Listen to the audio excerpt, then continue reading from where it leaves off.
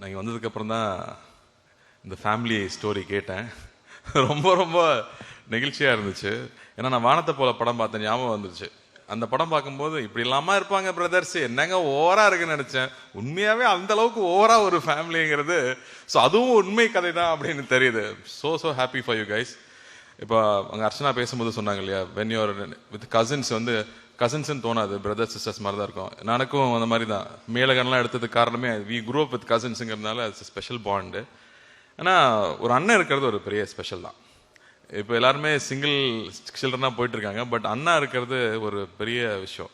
அதான் சொல்லுவாங்க, அப்பா வந்து கையில் தூக்கி வச்சிருந்தாருன்னா அண்ணா தோளில் தூக்கி வச்சிருப்பாங்கன்னு சொல்லுவாங்க. ஸோ அந்த வகையில் I am very very lucky that way. So நிறைய அவங்கள பார்த்து நம்ம கற்றுக்குவோம். அவங்க எல்லா விஷயத்துலையும் நம்ம யோசிக்காத இடத்துல அவங்க நமக்காக யோசிச்சு நமக்கான ஒரு விஷயம் பண்ணியிருப்பாங்க. ஸோ அந்த வகையில் I am very very lucky. And நான் இங்கே வந்ததுக்கு காரணமும் அதுதான். வென் என்னோட ஃபர்ஸ்ட் படம் லான்ச் ஆகும்போது ஐ ஹேட் ஸோ மச் லவ். இந்த இண்டஸ்ட்ரி மொத்தமும் அவ்வளோ லவ் கொடுத்தாங்க.